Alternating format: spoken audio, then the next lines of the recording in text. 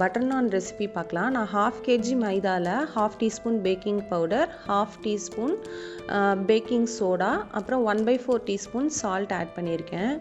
இது எல்லாத்தையும் நம்ம ஒரு 3 times வந்து சேவ் பண்ணி எடுத்துக்கோங்க.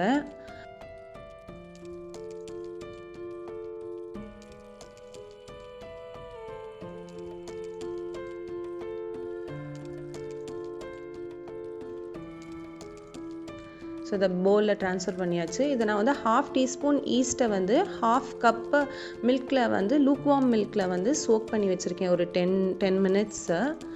இதை இதோட ஆட் பண்ணிக்கலாம்.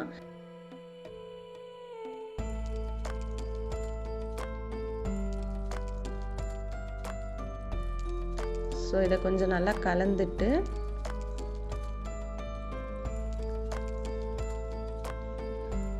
இதோட நம்ம 1/2 cup curd ஆட் பண்ணிக்கிறேன் நான் அதில். இதையும் நல்லா கலந்து விட்டுருங்க.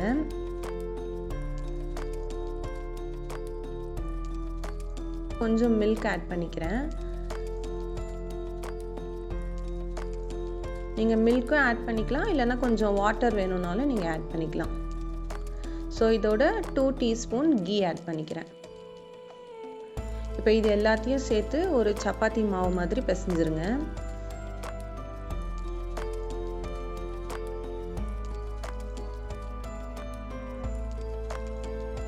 இப்போ இந்த மாதிரி பிசைஞ்சதுக்கு அப்புறமா ஒரு வெட் கிளாத் போட்டு மூடிட்டு இதை வந்து ஓவர் நைட் விட்டுருங்க. இப்போ உங்களுக்கு வின்டர்னா 6 to 8 hours விடுங்க, சம்மர்னா 4 to 6 hours. ஸோ இது நெக்ஸ்ட் டே மார்னிங் பார்த்தீங்கன்னா நம்ம எவ்வளோ அமௌண்ட் வச்சுருந்தோமோ அதோட டபுள் த அமௌண்ட் வந்து டோ வந்து ஆயிருக்கும்.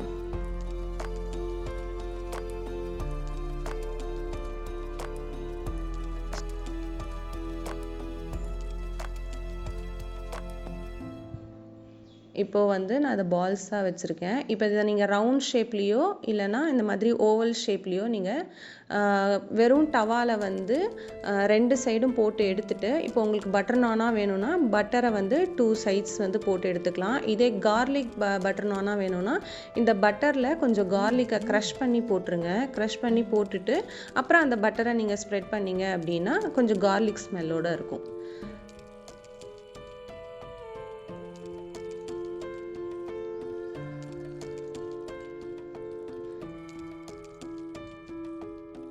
இதோட வேறு ஏதாவது உங்களுக்கு இந்த மாதிரி டிஷ்ஷஸ் வேணும்னா கமெண்ட் பண்ணுங்கள், நான் உங்களுக்கு அப்லோட் பண்ணுறேன்.